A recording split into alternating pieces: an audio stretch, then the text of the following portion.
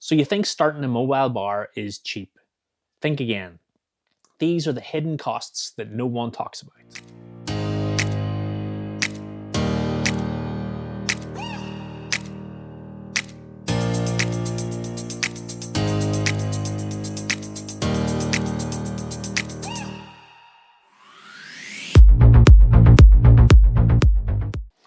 Welcome to the channel. My name is the Rusty Bartender, and on this channel we like to talk about mobile bars, and we also make cocktails and cocktail recipes.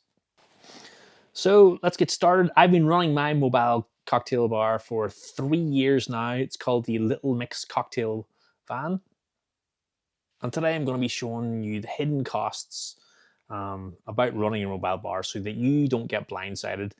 Some of these things even still creep up on me and well, they don't surprise me anymore, but I do forget about them.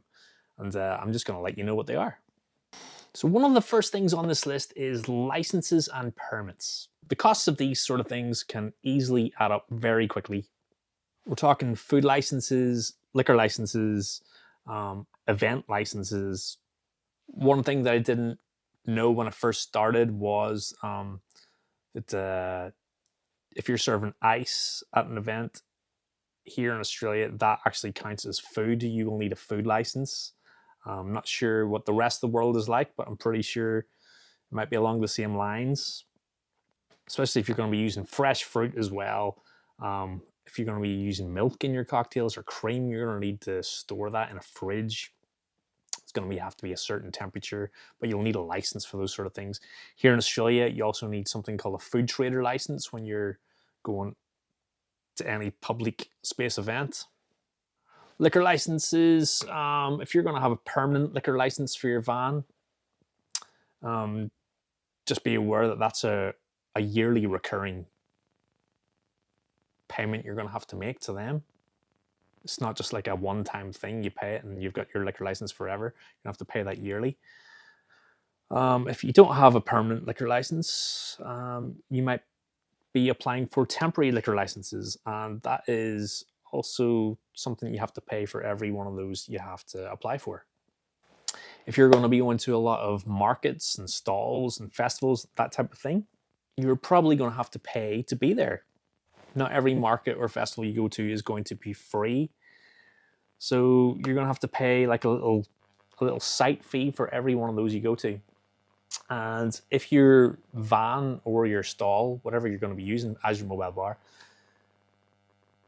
if it's a certain size, you might have to actually pay extra, because we have a van that fits in a 6 by 6 meter by 6 meter site. So we usually have to pay extra because usually the sites are 6 meters by 3 meters. And yeah, it's just something you have to keep in mind. All those fees will add up at the end of the day. I've touched on this subject in a couple of previous videos. Public liability insurance is, I suppose, it's definitely a hidden cost if you don't know about it already. If you're doing any kind of big festival or markets, even to apply for those, sometimes you actually need to have your public liability insurance. It's one of the first things they'll actually ever ask you about. This just covers you against people hurting themselves, getting sick. Like, hopefully that'll never happen to you, but it just covers your ass.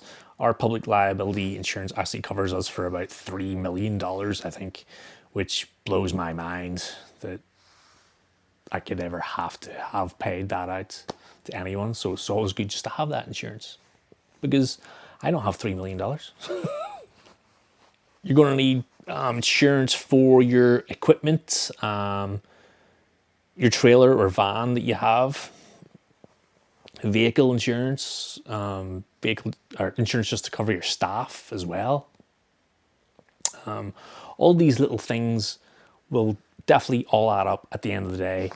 Don't know if they're exactly hidden costs, but it's definitely something you're going to have to think about. And it's not just a one-off payment for these. You're going to have to pay them every year. They're like a recurring thing. Number 3 on the list, and it's probably a massive thing, to be honest. Transport costs. I guarantee that whenever I first started out and I had my business plan set out, that even though we're a mobile bar, for some reason in my head, the transport costs never figured into my actual business plan, which is hard to believe because you're a mobile bar and you're going to be traveling everywhere to these events. And especially with us, we're in a rural area in Australia. And yeah, so fuel will cost a lot. And it wasn't until my second year that I actually put into our costs that we now charge a travel fee of $1 per kilometer just to cover the fuel, because it's been a big dent into the profits.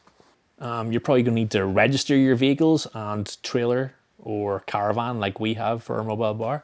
So you get registration fee for your car, registration fee for your van. These things will all add up. You're going to have wear and tear. You're talking new tires and stuff for your trailers, for your car. And just keeping in mind that you will need things repaired at the end of the day. Like last year, the hitch on our van actually broke completely off and we had to replace that. And also had to replace the 4 tires on my car at the same time. So it was a decent expense at the time. So just take into account that. Hello, there's a pussycat. Say hi, Miley. Number 4, equipment and bar tools. It's probably not a hidden cost, and you probably have maybe accounted for some things, but I guarantee you will not have accounted for everything before you start. You're talking shakers, strainers, jiggers, bar spoons, muddlers, ice scoops, buckets, ice wells, storage containers. You can never have enough storage containers. You're going to have somewhere to store your ice. We use big eskies that we put our eskies. That's an Australian term. Coolers. They're foldable, collapsible ones that we use. That's how we store our ice at events.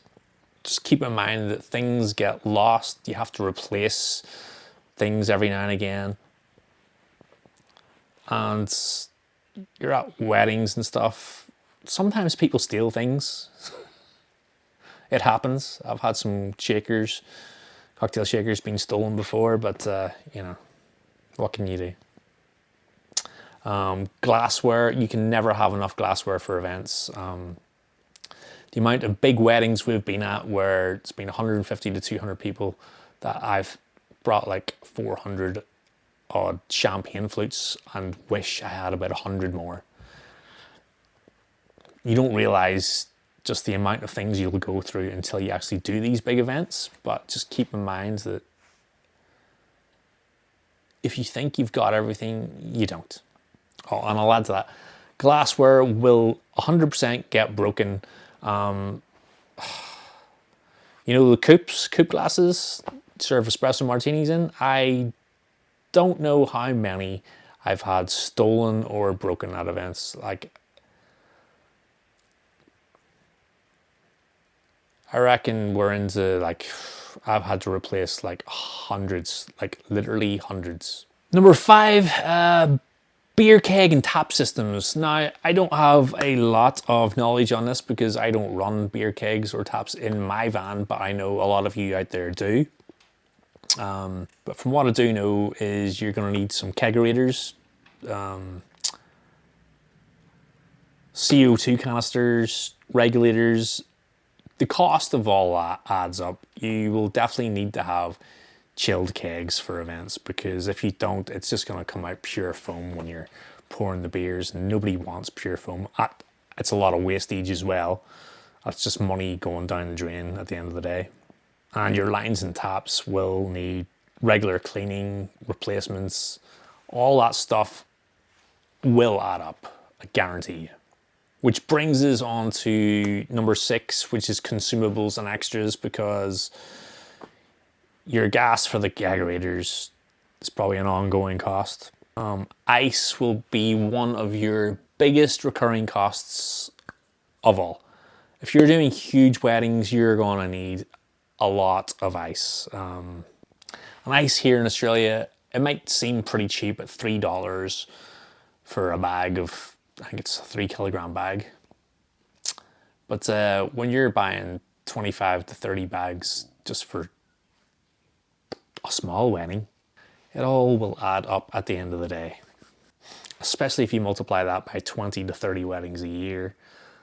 That's frozen water you're paying for. It all adds up though.